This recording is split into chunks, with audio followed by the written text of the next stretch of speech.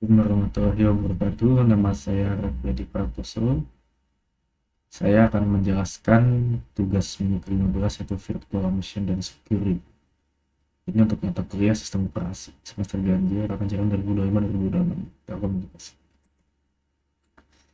Nama saya Raffi Prakoso dengan NIM 10301243058. Saya kelasnya IF 800 dan program studi saya dari S1 Informatika. Baik, mari kita lanjut. Nah, apa itu virtual machine? Virtual machine adalah representasi perangkat lunak atau emulasi dari sistem komputer fisik. VM berjalan di atas sistem operasi OS menggunakan perangkat lunak yang disebut sebagai hypervisor, menciptakan lingkungan terisolasi yang berfungsi sebagai komputer fisik dengan CPU, memori, dan penyimpanan sendiri. Jadi basically, kalau kita ingin menjalankan Linux di atas Windows, bisa dengan adanya virtual machine, hal ini menjadi mungkin. Sebagai contoh seperti itu. Dan ini sangat penting dalam dunia industri digital, karena yang namanya virtual machine ini kita mampu membuat sistem yang terisolir atau terisolasi aman dari serangan hacker atau segala macam. Misalkan ada suatu hacker yang berhasil tuh meretas sistem kita dan langsung main dengan shell, dan maka ini akan terisolir di dalam virtual machine itu tersebut. Ini alasannya kenapa ada virtual machine.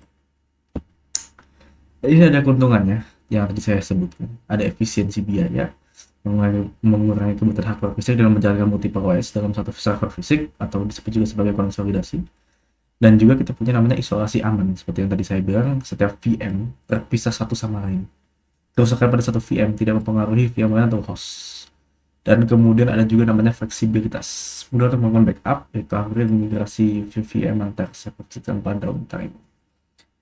Efisiensi biaya ini artinya kita dalam satu komputer atau satu sistem itu bisa punya beberapa OS berjalan secara bersamaan dan terpisah. Mungkin akan bertanya, apakah itu akan memberatkan sistem? Tentu pastinya, tapi jika kita memilih OS yang ringan seperti Linux atau kita menggunakan virtualisasi yang sangat-sangat ringan seperti Hyper-V dari Windows, maka ini nggak akan menjadi masalah sama sekali. Dan itulah kenapa kita perlu virtual machine.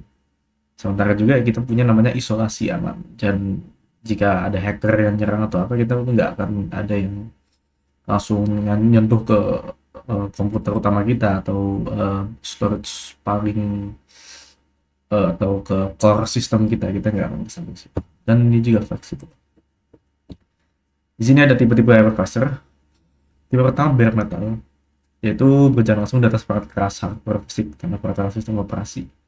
Nah, bare metal ini artinya bisa dibilang ini bisa apa ya istilahnya tuh, hardware based virtual machine. Jadi sebenarnya ada OS-nya, tetapi virtual machine ini tidak berjalan di atas Windows, melainkan itu selagi Windows berjalan, si virtual machine juga berjalan, dan ini disebut sebagai bare metal.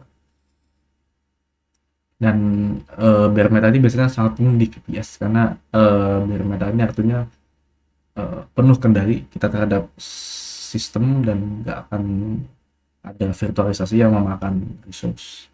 Terus kemudian tipe 2 hosted. Nah, ini apa yang murah? Lebih murah untungnya.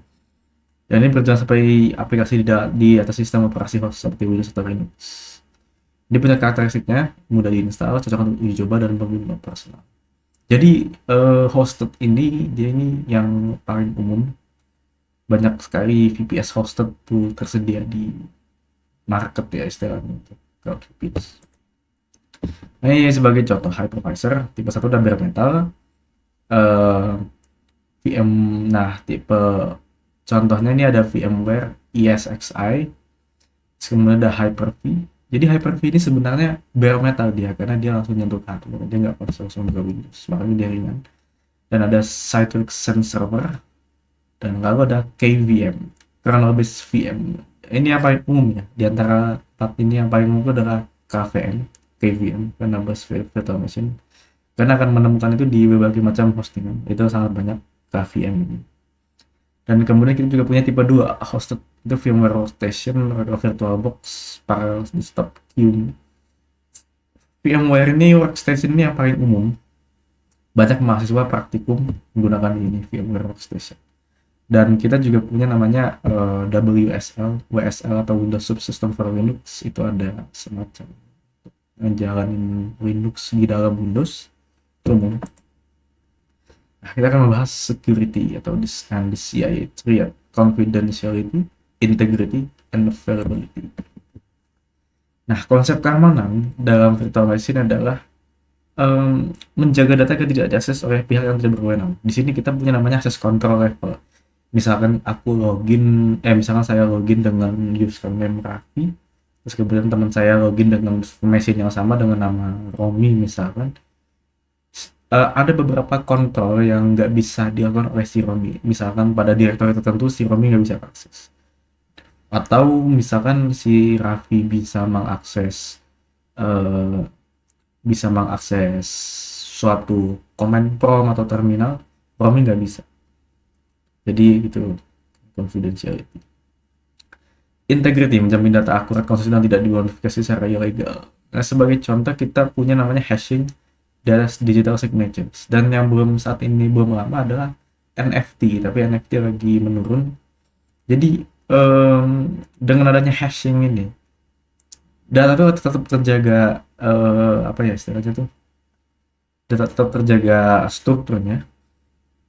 Sebagai contoh, suatu file docx punya hashnya sekian, 0 to 3x berapa gitu.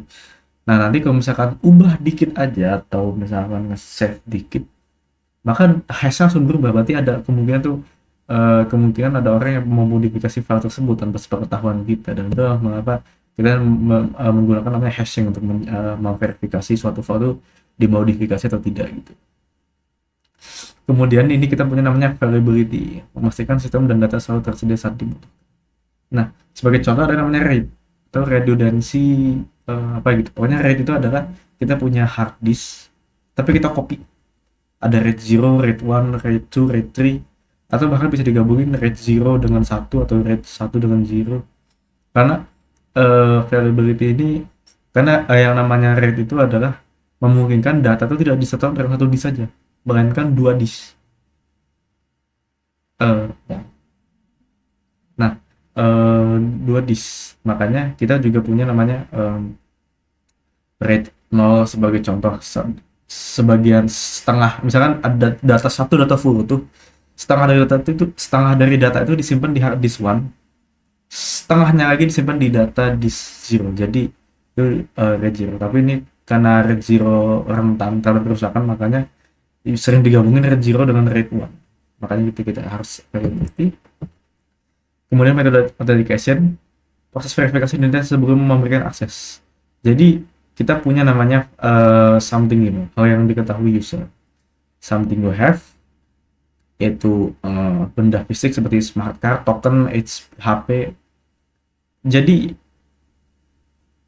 misal kita lupa password atau PIN, kita bisa memakai fisik untuk memverifikasi bahwa itu ini kita gitu.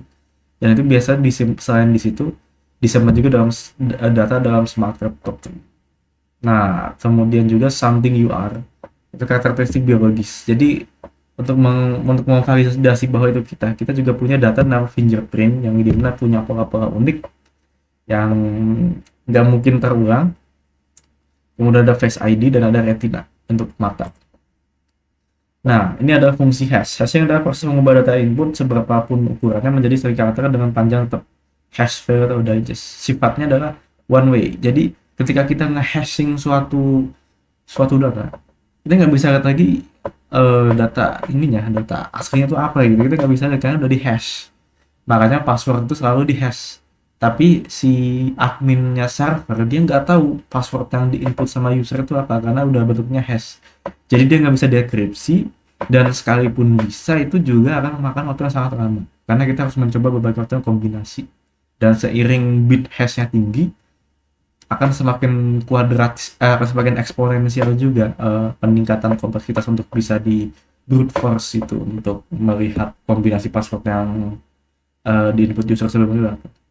Kemudian deterministik, input selalu sama menghasilkan output. Jadi hash ini sifatnya, misalkan use yang tadi saya sebutkan one way kan udah pasti kan nggak bisa di decrypt Pak Edi.